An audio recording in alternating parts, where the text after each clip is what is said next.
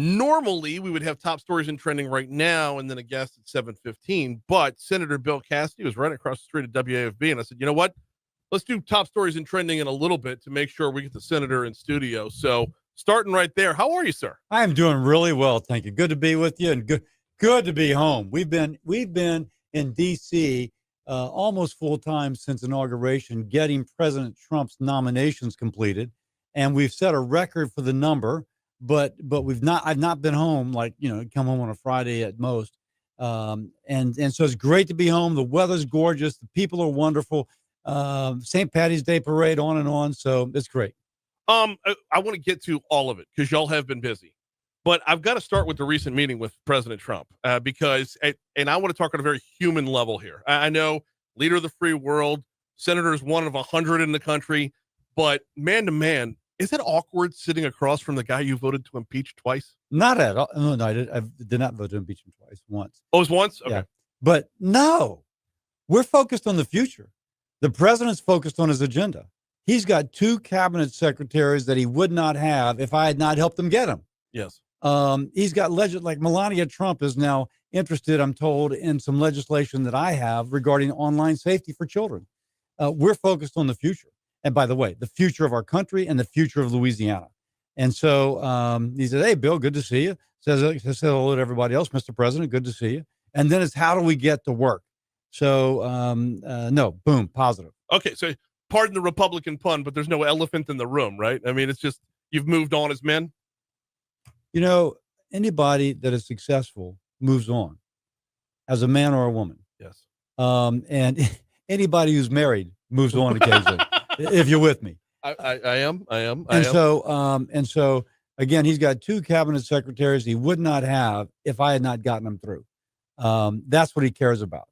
Cabinet secretaries, his agenda, etc. And that's what I care about too. All right, let's talk about that agenda. Let's start with the CR. Government's going to stay open for a little while. How did we get to where we are right now to where, for lack of a better phrasing, who flipped Chuck Schumer to make sure the lights stayed on? Well, first, let's give a credit to Mike Johnson. Yeah. They sent something over from the House of Representatives that could pass. They had worked with the president to make sure that he would be on board. They let us know sufficiently that, okay, no surprises for us. Some folks were like, well, we should have changed it. If we had changed it in the Senate, it would have gone back to the House. And by the way, those folks are already home, and Johnson was not sure he could get the votes. And so, just change it here, change it there. Yeah, boom. And then it all falls apart. Next, they put Schumer in a box. It was going to be the Schumer shutdown. He should have passed the budget last Congress. He didn't. We're cleaning up his mess, keeping the government open, and they're going to let it fall apart. No, it was a no-win situation for them. I thought the president was kind of, the president knew what he was doing when he said, congratulations to Chuck. You did a good job. Of course, that just sticks at Chuck's face. And we got it through. Now the government's open through the end of the year. Let's get on to 2026. The flip side of that was if the shutdown had gone through, Doge would have gotten a big boost because we could see what's real and what can be lived without. No, I'll tell you, it's always kind of a little bit of a, like fool's gold. When you shut down, it costs the taxpayer more money. It does. Now, Brian, I'm all about how do we balance the budget. The president in his address to Congress said we need to balance the budget. Mm-hmm. I'm about how do we balance the budget. And if we're spending extra money to keep people at home not doing their job, that is the exact opposite of Doge. Doge wants people to list 5 things they did last week send an email, 5 things you did last week to make sure you still have a pulse. I'm serious on that. And so let's balance the budget. Let's keep the people working. If the people aren't doing anything, replace them or get rid of them. Mm-hmm. But let's keep going. We got Senator Bill Cassidy in with us, talking a little bit about what he's been up to on the Hill. I do want to get to the Halt Fentanyl Act because that is important as we're starting to see the tide turning a little bit. But I got to start with Social Security Fairness Act. We're going to move next to the Social Security Fairness Act because this is a big win. Was a big win for Congressman Graves on his way out the door, and you picked it up on the Senate side and made sure it crossed the finish line. And now we have the added bonus of kind of I don't want to say a windfall, but we get to rewind the clock a little bit to make sure people are whole. Yeah, absolutely. So for people who aren't aware of it, if someone was a a state or local public employee Mhm. who paid into the state or local pension fund, didn't pay into social as a state worker, but had a side job, as many people do, working over the summer as a teacher or moonlighting as a nurse, and you earned a lot of money in social, you got really penalized when you retired, really penalized, and they were not aware of that. And I just spoke to a high school buddy of mine who was a sheriff's deputy for many years.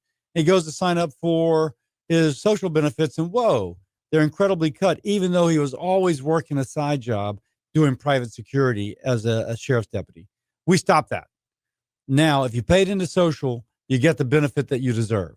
And we've been working on this probably for 40 years, but it's got teed up in the House. It was going to stop in the Senate. A couple of people, me and Susan Collins, who's also from a state affected by this, went to the mattresses. The president came out for it. The president and I were on the same page.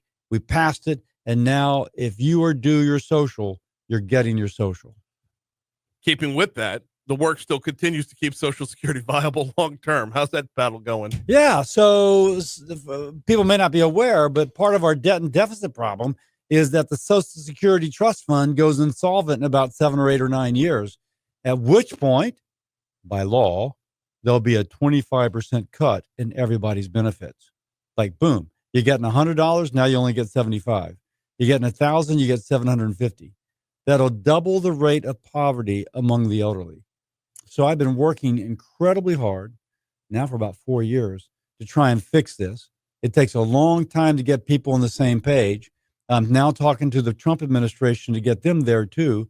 We've got a plan. Doesn't raise the retirement age, doesn't cut benefits for folks, for seniors, doesn't raise taxes for seniors, and it fixes the problem. So Brian, I'd like to tell you, when I come back in 8 months, we've got the legislation teed up. So keep it in your prayers. Will do. Absolutely. All right. Halt Fentanyl Act. All right. Last year was the first year in Louisiana we did not see a record number of fentanyl deaths in about 5 or 6 years. We've seen it go up and up and up, records breaking records. I don't know if there's a turning of the tide or if it's just a blip on the radar, but you've been working on the Halt Fentanyl Act, and what are you hoping will be the outcomes of, I mean, obviously fewer deaths, but passing this legislation through? So first, what we do, this is my bill, the Halt Fentanyl Act. The president will sign it into law probably in a week or two. And what it says is, if a criminal is trying to bring in something that looks like fentanyl, not quite fentanyl, but it looks like fentanyl, they can't have the excuse that it's technically not fentanyl. Mm-hmm. We say if it looks like fentanyl, if it addicts like fentanyl, if it kills like fentanyl, it's fentanyl. And if you have it, you're getting busted. It's not a silver bullet. It's silver buckshot. It gives law enforcement one more tool. I spoke to Hiller Moore yesterday. He says that Sid Gotro and others in East Baton Rouge Parish have lowered the rate of fentanyl deaths by 25% from last year. And that was 25% down from the year before.